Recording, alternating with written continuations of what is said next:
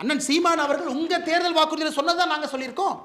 பயிற்று மொழி தமிழ் 5ஆம் வகுப்பு வரை, கட்டாய பாடமொழி ஆங்கிலம் 5ஆம் வகுப்புக்கு மேலே வேணுமா வச்சுக்கங்க. நீங்க சொன்னதை தாண்டி நாங்கள் போறோம்.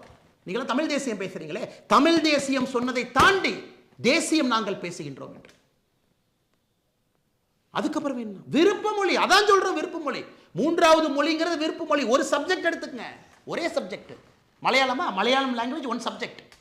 தெலுங்கா, தெலுங்கு லாங்குவேஜ் 1 சப்ஜெக்ட். ஹிந்தியா, ஹிந்தி லாங்குவேஜ் 1 சப்ஜெக்ட். அது விருப்ப மொழி. அதில் படிக்க மாட்டீங்க. 3வது மொழி என்பது ஒரு சப்ஜெக்ட் இருக்கும். எப்படி அன்பில் மகேஷ் பொய்யாமொழி அவருடைய மகன் பிரெஞ்சு எடுத்து படிக்கிறாரோ, தமிழ்நாடு பள்ளி கல்வித்துறை அமைச்சர் பிரெஞ்சு எடுத்து படிக்கிறாரோ, அது மாதிரிங்க ஐயா. எத்தனை நாளைக்கு பொய்யை சொல்லி பிளப்பு நடத்தி மக்களை தீக்குளிக்க வச்சு அவங்கள சாவடிச்சு போஸ்டர் ஓட்டுறக்கும், கோந்து எடுத்துகிட்டு போகிறக்கும், தோட்டத்தில் வேலை செய்கிறக்கும், நீங்கள் போடுற பிச்சை காசை வாங்குறக்கும், க்யூவில் நிற்க வைக்கிறக்கும் எத்தனை நாளைக்கு அந்த பொழப்பு நடத்துவீங்க? அதனால் நாங்கள் சவால் விடுறோம். எல்லாரும் ஒரு பக்கம் நில்லுங்க. பாரதிய ஜனதா கட்சி நாங்கள் ஒரு பக்கம் நிற்கின்றோம். எல்லாம் நில்லுங்கய்யா, எல்லாம் நில்லுங்க. ஆண்ட கட்சிகள், ஆண்டு கொண்டிருக்கக்கூடிய கட்சிகள், ஆள நினைக்கக்கூடிய கட்சிகள், புது கட்சிகள் எல்லாம் நில்லுங்க. பாரதிய ஜனதா கட்சி தனித்து நாங்கள் ஒரு பக்கம் நிற்கிறோம், தமிழக மக்கள் பக்கம் நிற்கிறோம். எங்களுக்கு 3 மொழி வேண்டும், 4 மொழியும் வேண்டும், 5 மொழியும் வேண்டும். ஆனால் அரசு பள்ளியிலே படிக்கக்கூடிய 52 லட்சம் மாணவர்களுக்கு மட்டும் ஏன் 2 மொழி? 56 லட்சம் தனியார் பள்ளிக்கூட குழந்தைகளுக்கு, அதில் 30 லட்சம் பேர் சிபிஎஸ்சி, ஐசிஎஸ்சி, ஐபி, இவங்களுக்கெல்லாம் ஆல்ரெடி 3 மொழி படிக்கிறாங்க. என்னங்க ஐயா நியாயம்? எத்தனை பள்ளிக்கூடம் நடத்துறீங்க? அது பேசி பேசி பேசி பேசி காதில் புண்ணாயிருச்சு எல்லாத்துக்கும். திமுக காரங்க நடத்தக்கூடிய பள்ளிக்கூடம், நீங்கள் நடத்துகிற சிபிஎஸ்சி பள்ளிக்கூடம், அதில் நீங்கள் சொல்லிக் கொடுக்குற மூணு, அதுக்குள்ள எனக்கு போவே விரும்பலை. எல்லாருக்கும் தெரியும் திமுக காரன் நடத்தக்கூடிய பிரைவேட் ஸ்கூலில் 3 மொழி, அதுவும் தமிழில் பேசினா ஃபைன் போடக்கூடிய ஸ்கூல் திமுக காரன் நடத்துறீங்க. இங்கிலீஷில் தான் பேசணும், அப்போ தான் அவங்கள பெரிய ஆட்களாக வருவாங்க. அதனால் முதலமைச்சர் மு.க. ஸ்டாலின் ஐயா அவர்களே, எதிர்க்கட்சி தலைவர் அண்ணன் எடப்பாடி பழனிசாமி அவர்களே, அண்ணன் சீமான் அவர்களே, அண்ணன் விஜய் அவர்களே, எல்லா தமிழகத்தினுடைய கட்சி தலைவர்களே, நன்றாக புரிந்து கொள்ளுங்கள். உங்கள் குழந்தைங்க எங்கே படிக்கிறாங்கன்னு நெஞ்ச தொட்டு சொல்லுங்கள். உங்கள் குழந்தைங்க எங்கே படிக்கிறாங்கன்னு வெள்ளை அறிக்கை கொடுங்க. நாங்கள் பாரதிய ஜனதா கட்சியில் எங்கள் குழந்தைகள் எங்கே படிக்கிறாங்கன்னு வெள்ளை அறிக்கை நான் கொடுக்குறேன். என் குழந்தை 2 மொழி கொள்ளியா, 3 மொழி கொள்ளியா, அரசு பள்ளியா, தனியார் பள்ளியா, ஏன் நான் சொல்கிறேங்க ஐயா, நீங்கள் சொல்லுங்கள், நீங்கள் சொல்லுங்கள். ஸ்டாலின் ஐயா உங்கள் பேரை எங்கே படிக்கிறான்னு சொல்லுங்கள். நான் எல்லாத்துக்கும் நான் பையன் சொன்னேன், உங்களுக்கு பேரன்னு சொல்கிறேன். ஏன்னா நீங்கள் தான் அப்பா அப்பான்னு சொல்கிறீங்களே. தமிழ்நாட்டில் இல்லை, நீ அப்பா அப்பான்னு கூப்பிட்டு எனக்கு ஒரே சந்தோஷமாக இருக்குது. சில பேர் தாத்தான்னு கூப்பிட்றாங்க இல்லைங்க, ஏன் வயசு குறைக்கிறதுக்காக அப்பான்னு பேசுறீங்களா? தாத்தான்னு நல்லா தானே இருக்குது. வயசானவங்களை ஜெனரலாக தமிழ்நாட்டில் தாத்தான்னு தானே கூப்பிடுவாங்க. அதனால் உங்களுடைய பேர குழந்தை எங்கே படிக்கிறாங்கன்னு சொல்லுங்கள். எந்த பள்ளிக்கூடத்தில் படித்தார், அவர் எத்தனை மொழி படித்தார், எங்கே படித்தார்? ஃபுட்பால் விளையாடுறக்கு ஒரு யூரோப்பியன் நேஷன் போகிறாரு, தமிழ் மொழியை வச்சு சமாளிக்க முடியுமா? போதுமா? நம்ம ஊரில் நம்முடைய மொழியை கொடிப்பிடித்து நிற்போம், உயிரை கொடுத்து நிற்போம், உறுதியாக நிற்போம். தமிழ் மொழிக்கு அழிவு கிடையாது, எப்பொழுதும் அழிவு வராது. இந்தியாவில் எல்லாருமே 3 மொழி கொள்கைக்கு போயிட்டாங்க. ஏன் பிரதான் அவர்கள் சொன்னதை, மத்திய அமைச்சர் சொன்னதை மாற்றி மாற்றி பேசுகிறேன். நீங்களே 2024 PM ஸ்ரீ பள்ளிக்கூடத்தை ஏற்றுக்கிறேன்னு நீங்கள் தான் சொன்னீங்க. சீஃப் செக்ரட்டரி கடிதம் போட்டார் இல்லைன்னு சொல்லுங்கள். சீஃப் செக்ரட்டரி முதலமைச்சர் ஸ்டாலின் ஐயா அனுமதி இல்லாமல் சீஃப் செக்ரட்டரி கையங்காலம் வந்துருச்சு, கடிதம் போட்டாரா? PM ஸ்ரீ பள்ளிக்கூடத்தை ஏற்றுக்கொள்ள வேண்டும் என்று சொன்னார். நல்லா புரிஞ்சுக்க.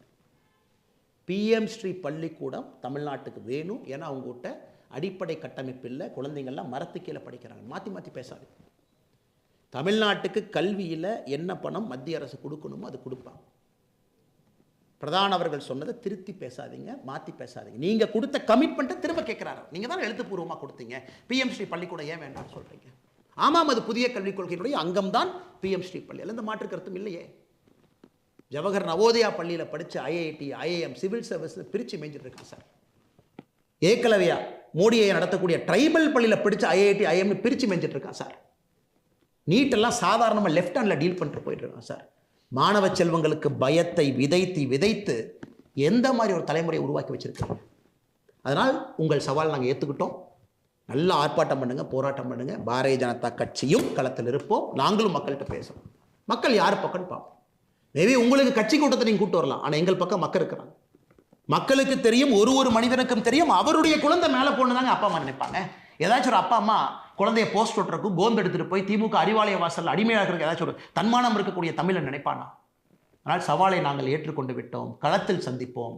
நான் 3 மொழி கொள்கையை ஆதரித்து களத்தில் நிற்கப் போகின்றேன். பாரதிய ஜனதா கட்சி நிற்கும், எங்க தலைவர்கள் தொண்டர்கள் எல்லாம் நிற்பாங்க, பட்டி தொட்டி எல்லாம் எடுத்துட்டு போறோம்.